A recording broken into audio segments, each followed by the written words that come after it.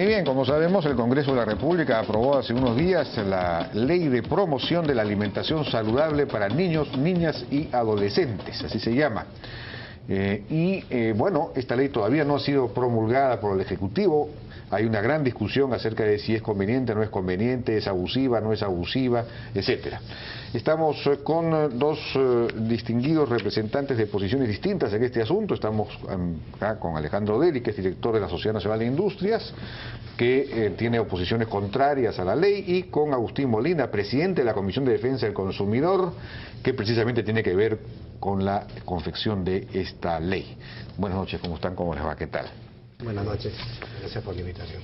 Bueno, rápidamente unas precisiones. Esta es una ley que busca promover la educación nutricional, la buena alimentación, etcétera, ¿no? Con enseñanza en los colegios, se habla incluso de campañas de los medios de comunicación, y todo eso aparentemente está muy bien.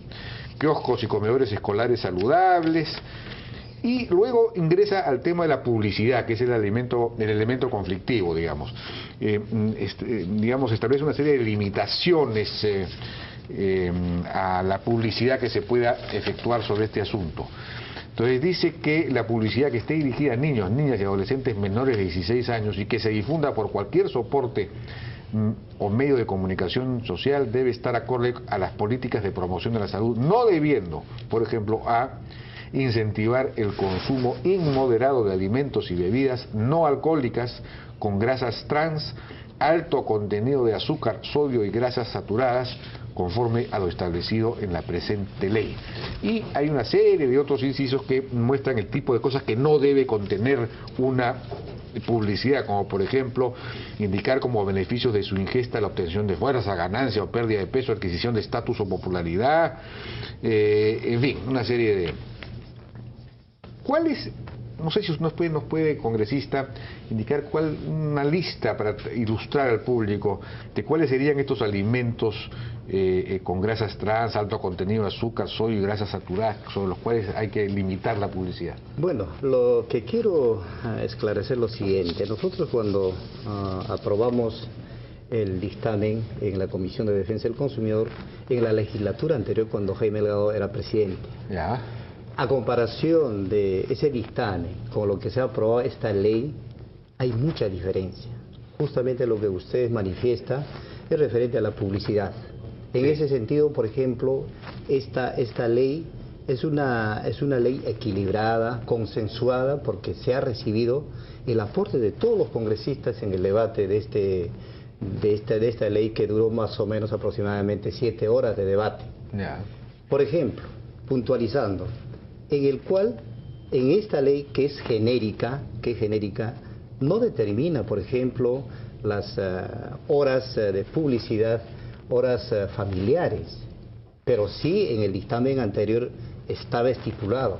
Entonces, en ese que no se podía... Que no se podía hacer publicidad en los horarios familiares. Estamos hablando de... Ahora sí se podría. Ahora sí, y por supuesto, entonces a iniciativa propia, como yo soy el presidente de la Comisión de Defensa del Consumidor, he hecho un aclaramiento, una aclaración, porque en el fragor del debate de verdad que se nos pasó y no dejamos, no hemos considerado esta palabra inmoderado. Con esto más le dejamos en libertad a la publicidad de todo lo que es alimentos y comidas saludables, que deben de efectuarse la publicidad en el horario seguramente adecuado y dependiendo de qué, de la reglamentación. De la reglamentación de la ley. Entonces, acá yo creo que es una ley totalmente moderada, es una ley equilibrada, no hay por qué preocuparse, y por lo tanto creo que está en todo el derecho, ¿no? Lo otro, quería también hacer una precisión referente también a los parámetros y los índices de presencia de azúcar, exceso de azúcar, sodio, grasas trans y grasas saturadas. En el dictamen de la legislatura anterior, ahí determina los parámetros, pero en cambio en esta ley ya no aparece. Entonces, ¿qué ha pasado? En otras palabras, lo hemos suavizado para que tenga la potestad el Ejecutivo, el Ministerio de Salud, para que pueda ya reglamentar una ley adecuada, más que nada pensando en quién, en los niños, en los 9 millones de niños que existen en todo el país. Entonces estamos hablando de comidas saludables y estamos hablando de bebidas no alcohólicas que deben tener un régimen de índice que debe ser adecuado. De acuerdo.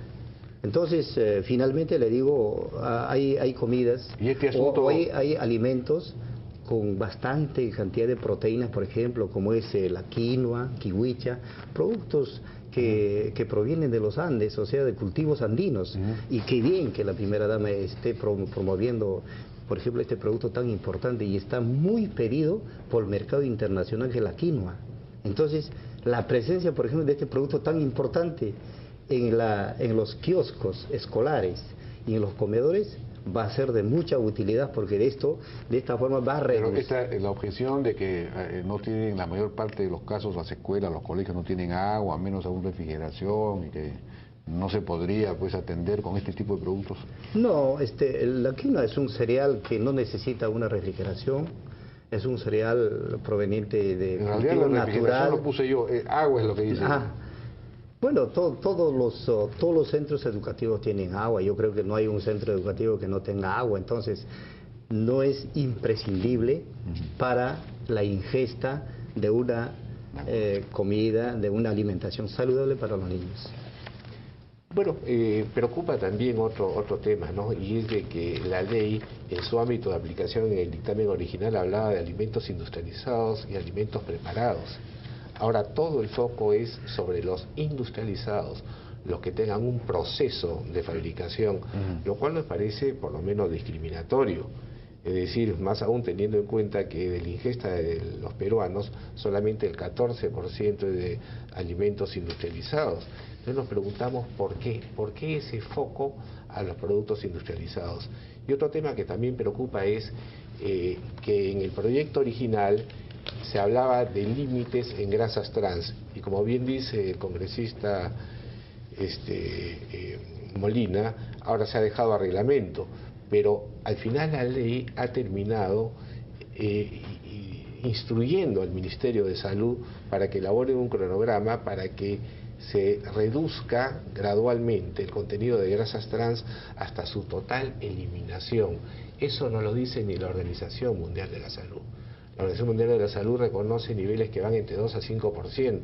¿Por qué? Porque hay productos que tienen inherentemente grasas trans y no pueden desaparecer. Y pongo ejemplos: leche, mantequilla, aceite, margarina, las propias carnes, los embutidos, tienen inherentemente grasas trans.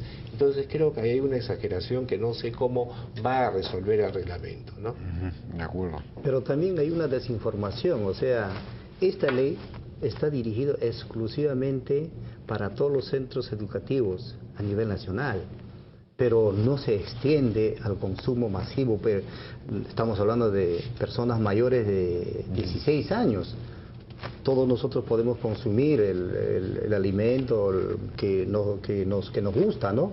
Entonces, por lo tanto, creo que esto está dirigido para los kioscos y comedores escolares, con la intención de disminuir y erradicar las enfermedades causadas pues, por el problema de sobrepeso y la obesidad. Usted se imaginará, o sea... ¿Qué porcentaje de obesidad hay en el Perú? Eso justo le tenía que decirle. O sea, el 51% de la población total del Perú, entre varones y mujeres, tienen sobrepeso y obesidad. ¿51%? 51%. Y el 24% será sobrepeso, pero no obesidad. De sobrepeso y obesidad. Así dice el dato. Y el 24% de Por ejemplo, niños... ¿usted tiene obesidad? Yo creo que sí, porque yo creo que no, obesidad no es sobrepeso. Debe tener obesidad, un sobrepeso, porque yo... O voy camino a ella. Pero estoy cargando un sobrepeso en mi cuerpo, ¿no?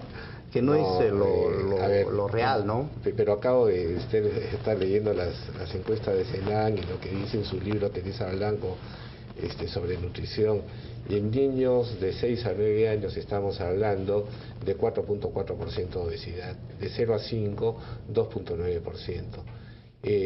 Lo que pasa es que muchas veces se confunden las cifras sumando obesidad a sobrepeso. Algo que es muy frecuente o muy popular son las frituras. Las frituras son tremendamente negativas desde el punto de vista de la alimentación, porque además matan las vitaminas, ¿no? Lo que podría haber es una campaña de educación a través de los medios, de los colegios, para no hacer para eliminar las frituras o por no reducirlas al mínimo. Lo que pasa es que es muy fácil freír y es muy rico además, pero eso después, eso sí que es malo, ¿no? Y además que este es un proceso natural, o sea, una fritura, comerse un pollo a la brasa, todo esto, porque no contiene pues porque no está industrializado. No está industrializado. Ese es el tema, pues. No tiene un proceso industrial. Lo industrializado es malo, lo no industrializado es bueno. Yo acabo de leer lo que están haciendo en México y es un esfuerzo del gobierno, la academia, los industriales y los medios de comunicación precisamente para darle sostenibilidad a estos esfuerzos. Tiene que ser la educación y la información. Claro, que hay que educar en la manera de comer bien, frutas, pescado, alimentos naturales, etcétera, pero no necesariamente poner limitaciones. O prohibiciones. O prohibiciones, hay que educar, hay que generar una cultura me parece, y decir, oiga, cuidado con las frituras, eso es una cosa...